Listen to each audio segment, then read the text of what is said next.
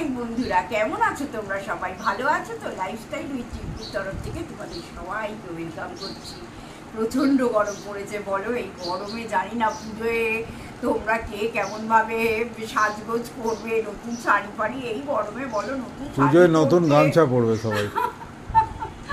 এই নতুন শাড়ি ফাড়ি পরতে ভীষণ কষ্ট, যদিও এবারে কোনো টার্গেট নেই, কিছু নেই, কারণ মনটা এতই খারাপ। কি নতুন নতুন শাড়ি আছে না আছে সেসবও জানি না, কিছুই জানি না, এখনো কিছু দেখাও হয়ে ওঠেনি যে কি পরবো আদৌ। আর আমি পুজোয় খুব একটা বেরোই না জানো তো, একদিন হয়তো বেরোই, একটু অঞ্জলি দিই।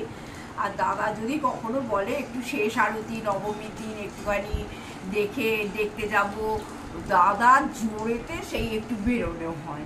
আর একটাও জিনিস হচ্ছে যে দেখো বন্ধুরা, এবারে তো মন্টুর কারণ ভালো নেই না, যে বাচ্চা মেয়েটা তার চাকরির স্থলে সে ডিউটি করতে গিয়ে একজন ডাক্তার, তার যদি এই অবস্থা হয় বলো, আমরা সাধারণ মানুষ কোথায় যাব? আমরা তো জাস্টিসের জন্য হাঁ করে তাকিয়ে আছি সুপ্রিম কোর্টের শুনানির দিকে। তারপরে কে কি বলছে না বলছে, কত রকম নাম সামনে আসছে এখন, মানে আমরাও কনফিউজড যে সত্যি কে দোষী বুঝতেও পারছি না ব্যাপারটাতে, শুধু হা হা করে শুনছি, এই পর্যন্তই বলতে পারি। তা যাই হোক, তোমরাও যেমন ওয়েট করছো আমরাও সেই রকম ওয়েট করছি যে যত তাড়াতাড়ি সম্ভব মানে খুনি সামনে আসবে, এইটাই হচ্ছে আমাদের চাহিদা। আর সকালবেলা ভাবলাম জানো যে এইখানটা একটু পরিষ্কার করে নিই। দেখো পুজোয় কিছু করি আর না করি, একটু পরিষ্কার পরিচ্ছন্ন তো আরম্ভ করতেই হবে বলো না। আর আমি একটু শোকেশগুলোই করছি, আমরা সারা বাড়ি পরিষ্কার রোজই তো করি, কোনো অসুবিধা হয় না, কিন্তু কি বলতো এই টুকটাক এই শোকেশের মধ্যেগুলো না রোজ পরিষ্কার হয় না। তা আজকে দাদা ফ্যানটা চালিয়েছে, মনে হলো দূর আবার নিচে গেলেই রান্নাঘরে ঢুকতে হবে, এই ফ্যানটা চলছে যতক্ষণ নিচে যাওয়াটা ডিলেট করা যায় আর কি। ফাঁকিবাজি চূড়ান্ত। আর এই গরমটা বন্ধুরা যেন সহ্য করতে নেই একদম। এইখানে বসে পড়লাম, বসে পড়ে এই খাটের শোকেসটাকে পরিষ্কার করছি। তো সেই আগেকার দিনের খাট, আমার বিয়েটা আমার বাবা দিয়েছিল আগে 40 বছর খাট, তখন এইরকম সব ডিজাইন ছিল, তাই এই দিয়েছে, আর চেঞ্জ করিনি। আর অনেকটা স্মৃতি অনেকটা ভালোবাসা জড়িয়ে আছে তো খাটটার উপরে, যার জন্য কি হয় যে চেঞ্জ করার কথা কখনো মাথাতেও আসে না আর কি। তার নিচে যাই, এইগুলো একটু সাজিয়ে গুছিয়ে নিয়ে তারপরে তোমাদের সামনে আসছি। হ্যাঁ বন্ধুরা, রান্নাঘরে চলে এসে টুকটাক রান্না করেছি। টুকটাক রান্না বলতে কালকে আমি ইলিশ মাছটা বেশি করে রেখেছিলাম, আজকে আর মাছটা আমায় করতে হবে না। আর দাদা একটু কলমি শাক খেতে ভালোবাসে না, ওটেও তেমনি সুন্দর একদম ঝিরি করে এই কলমি শাকটা দাদা আমাকে কুটে দেয়। দেখো এই যে কি সুন্দর করে কোটে, খুব তাড়াতাড়ি, যার জন্য রান্নাটাও হয়ে যায়। মানে প্রথম পাতে দাদাকে তুমি কলমি শাক দিলে দাদা খুব খুশি হয়ে যায়। আর আজকে ইচ্ছা আছে জানো আমি কি করে বাঁধাকপিটা রাঁধি, খুবই সাধারণ রান্না। দেখো একজনের বাড়িতে তো এক রকমের রান্নার প্রসিডিওর, তা আমি যেটা করি আমি সেটাই তোমাদের সঙ্গে শেয়ার করছি, কারণ এবার তো বাঁধাকপির সময় চলে আসছে, অতএব আমাদের তো এবার শুধু বাঁধাকপি ফুলকপি খেতেই হবে। একটু অন্যরকম ভাবে যদি রান্নাটা করা যায়, খেতে তো কার না ভালো লাগে। তবে আমি অন্যরকম কিছু করছি না, মানে আমি বলতে চাই যে আমি কিভাবে করি সেটা তোমাদের দেখিয়ে দিচ্ছি। আমি এতে একটু ছোট এলাচ, দালচিনি আর একটুখানি জিরে ফোড়ন দিয়ে তেলে রেখেছি, এই যে তেলে রেখেছি। এরপরে দেখো আমি পেঁয়াজটা দিয়ে দিলাম। হ্যাঁ পেঁয়াজটা দিয়ে দিলাম। এবার পেঁয়াজটা নিয়ে একটু নাড়াচাড়া করবো, করার পর আমি তোমাদের সসটা দেখিয়ে দেবো। আজকে টমেটো আর আলুটা আমি দিয়ে প্রথমে একটু ভাজা করে নিচ্ছি। হ্যাঁ না হলে আলুটা তো সেদ্ধ হবে না, সেটা করছি।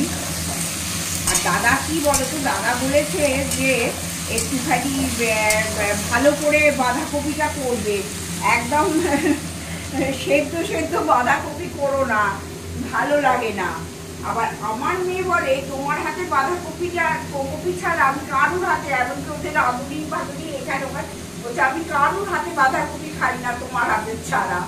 আমার নানান রকম সমস্যা জীবনে জানো, তা যাই হোক ডালমেট বলেছে যে একটুখানি রসিয়ে কষিয়ে আগে বাঁধাকপিটা করার জন্যে। দাদা যখন বলেছে সেটাই, কারণ আমি তো তোমাদের বলি যে আমি নিজের জন্য কোনো কিছু চিন্তা করি না, যদি মুখে না ভালো লাগে খাই না, কিন্তু দাদা যেটা বলে সেটাই করার চেষ্টা করি, মানে এখনো পর্যন্ত। দেখো বাঁধাকপিটা কাটতে কিন্তু আমি কেটেছি, দাদা বলছিল আমি কেটে দেবো কিন্তু আমি কাটতে দিইনি। দেখো বাঁধাকপিটা কত সুন্দর করে কুটেছি, দেখেছো একদম সরু সরু করে বাঁধাকপিটা কুটেছি। একটা জিনিস আমার শাশুড়ি মা বলতেন যে কোটার ওপর রান্না, তুমি যেমন কুটবে তোমার রান্নাও ঠিক সেই রকম হবে। আমি একটু বিশ্বাস করি, বিশেষ করে রান্নাটা থেকেও তরকারিটা দেখতে বড় সুন্দর হয়, যেন ভালো করে যদি সব জিনিসটা কোটাকুটি করা যায়। আর বাঁধাকপিকে আমি কিন্তু অল্প করে একটু হলুদ দেবো, হলুদের জায়গাটা নিয়ে বেশি করে, কিন্তু বেশি আমি হলুদ দিই না আর কি বাঁধাকপিতে। হ্যাঁ দেখো মশলাগুলো কি দিচ্ছি, খুবই সাধারণভাবে আমি করি, তবু তোমরাও তো একটু অন্যরকম ভাবে হয়তো করো, আমারও খুব জানতে ইচ্ছে করে যে তোমরা কেমন ভাবে করো, কিন্তু সেটা তো আর উপায় নেই। এবার আমি অনেকেরই, আমার অনেক ইউটিউবার বন্ধু আছে তাদের কাছেও জিজ্ঞেস করি, তারপরে তাদের ভিডিও আমি দেখি, আমার খুব ভালো লাগে। বলো যে যেটা করছে তো কষ্ট করেই করছে, হ্যাঁ তাদের যাই, তাদেরকে একটু কমেন্ট করি, তাদের সঙ্গে একটু গল্প করি, ভালো লাগে আর কি, কেমন করে রান্না বান্না করে সেটাও দেখার চেষ্টা করি। তা এইটা দেখো একটু অল্প করে হলুদ দিলাম আর একটুখানি গুঁড়ো লঙ্কা দিয়ে দিলাম, আর এতে আমি অল্প করে একটুখানি জিরে গুঁড়ো দেবো, দাঁড়াও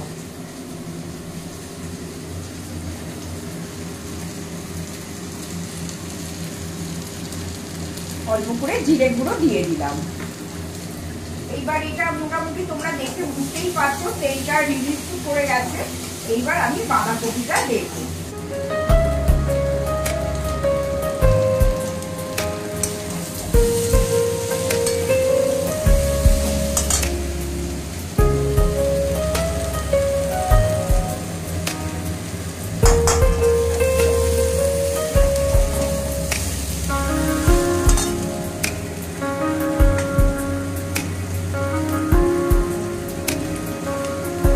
বাঁধাকপিটা বসিয়ে রেখেছি, হোক আস্তে আস্তে হোক, জানো একটু বেশ সিমে যদি বাঁধাকপিটা রান্না করা যায় না, খেতে কিন্তু ভারী সুন্দর হয়।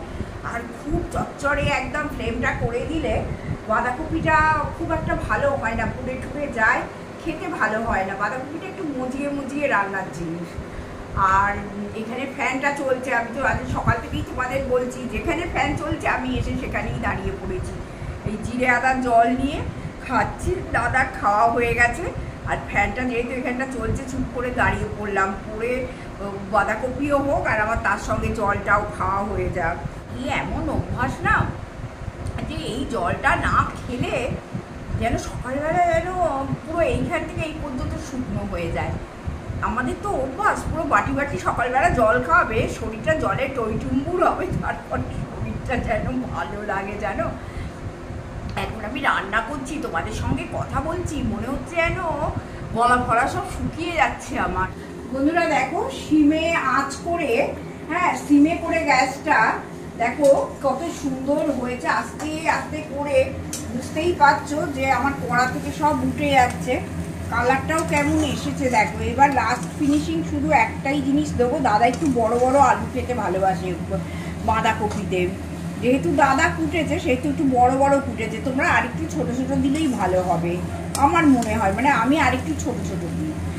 আর একটাও জিনিস হচ্ছে যে এতে আমি কিন্তু একটু আদা গ্রেট করে দিয়ে দিয়েছি, এইটুকুই করেছি। আর তারপরে তোমরা তো সবাই জানো যে বাঁধাকপিতে মিষ্টি ছাড়া বাঁধাকপি হয় না, এটা আর বলে দিতে হবে না। বাঁধাকপি, ছোলার ডাল, কতগুলো জিনিস আছে যে মিষ্টি ছাড়া কোনো মতেই খাওয়া যাবে না। আর আমরা তো জানো সবেতেই একটু মিষ্টি দিই, তা আমি এতে একটু সুগার ফ্রি দিয়ে দেবো, তোমরা একটু চিনি দিয়ে দিও যে যেমন মিষ্টি খাও। হ্যাঁ আমি একটু সুগার ফ্রি দিয়ে দিই, আমাদের তো সবেতে মিষ্টি, আবার বাঁধাকপি হলে আর একটু মিষ্টি লাগে আর কি। তা এইটা দিলাম, এইবার আর একটা লাস্ট ফিনিশিং করব, যে এই একটুখানি ঘি দিয়ে দেবো, এই যে ভালো ঘি দিয়ে দেবো। আর তোমরা যদি গরম মশলা খাও তাহলে অবশ্যই গরম মশলাটা দেবে। জানো তো দাদা গরম মশলা খায় না, অতএব আমি গরম মশলাটা দিচ্ছি না, অল্প করে একটুখানি ঘি দিয়ে দিলাম। হ্যাঁ, দিয়ে দাঁড়াও তোমাদের একদম ফিনিশিংটা দেখিয়ে দিই কেমন হয় সব মিলিয়ে। ভালো হয়নি? দেখো দুধটা কেমন এলো। আমি যেমন কম তেল দিয়ে রাঁধি, এটা কিন্তু কম তেলে নয়, একটু বেশি তেলে রেঁধেছি, যেহেতু দাদা বলেছে। হ্যাঁ, আমি ঠিক এইভাবেই করি। আর রসুন দিই না কিন্তু বাঁধাকপিতে। যদি মাছের মুড়ো দিয়ে তোমরা করো, মাছের মুড়োটা ভেজে রাখবে, তারপরে এতে দিয়ে দেবে। আমি তো মাছ খাই না বলে আমাদের কোনো তরকারিতে মাছের মুড়ো পড়ে না। আর যদি চিংড়ি মাছ দিয়েও করো, চিংড়ি মাছটা হালকা করে একটু ভেজে রেখে দিলে, দিয়ে তারপরে লাস্টে চিংড়ি মাছটা দিয়ে নেড়ে চেড়ে করে নিলে। আর এতে তোমরা তেজপাতা দিতে পারো, আমি বাঁধাকপিতে তেজপাতা দিই না। ওই একটাই ব্যাপার, দাদা উগ্র গন্ধ কিছুতেই পছন্দ করে না, ওই জন্য আমি দিই না।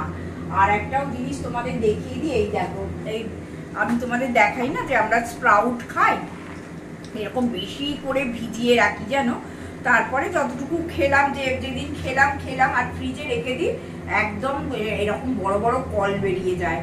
কল বার করা তো স্প্রাউটগুলো খাওয়া খুবই ভালো। আর দেখো এতে দিয়েছি এই যে গ্রিন মুগটা দিয়েছি, আর এই যে ছোট ছোট ছোলা দিয়েছি, আর এই কাবলি ছোলা দিয়েছি। এই হচ্ছে স্প্রাউট দিয়েছে, আর কিছু দিই না। এতে একটু বাদাম ফাদাম কাঁচা দিলে ভালো হতো, দিই না।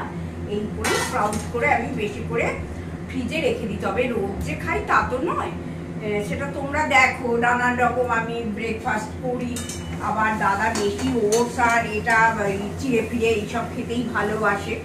আর কি যেদিন লাগে সেদিনই কাজে লাগাই। চা ফা খাওয়া হলো বন্ধুরা, ফ্যানটা কিন্তু চালিয়ে রাখছি, আগে প্রচন্ড গরম জানো। হ্যাঁ, তোমাদের হয়তো একটু শোনার অসুবিধে হবে, তবুও আমি যতটা পাচ্ছি জোরে জোরে কথা বলছি। আর দাদা তো খুব দামি ফোন, হ্যাঁ, তা হয়তো কথাগুলো ভালোই যাবে। তা দেখো, আমার সব থেকে ফেভারিট জায়গা হচ্ছে এইটা। তা এইটা তো রোজ টলিং দিয়ে অত মুছতে পারি না, যার জন্য কি হয় যে ওপর রোজই মুছি, দাদাও মোছে। কারণ আমি তোমাদের বাড়ি বাড়ি বলি যে নিচেটা দাদাই মানে ডাস্টবিনটা করে, একটু ফাঁকিবাজ আছে কিন্তু মোছে। হ্যাঁ, মোছে আজকে বলছি মোছে মাঝে মাঝে ফাঁকিবাজি করে আর কি। ঠিক আছে, বস কি আছে, এতকাল চাকরি করেছে একটা এমএনসিতে, হ্যাঁ, তার পক্ষে তো ওই এত আমার মতো ডাস্টিং করা সম্ভব নয়। তবুও মানে করে, সেটাই আমার একটা কাছে বড় পাওনা। আর আমি এত বড় বাড়িতে না পেয়েও উঠি না, পিঠের মরণ তো তোমাদের বলি। তা পুজো যেহেতু আসছে, যেগুলো রোজ হয় না সেইগুলোই আজকে ইচ্ছে হলো যে একটুখানি আমি করি, আর বন্ধুদের নিয়েই করি। কি সুন্দর না, আমার মেয়ে কোথাও বেড়াতে গেলেই না আমি শুধু বলি যে আমাকে তুই দিবি, জিজ্ঞেস করে কি আনবো না আনবো।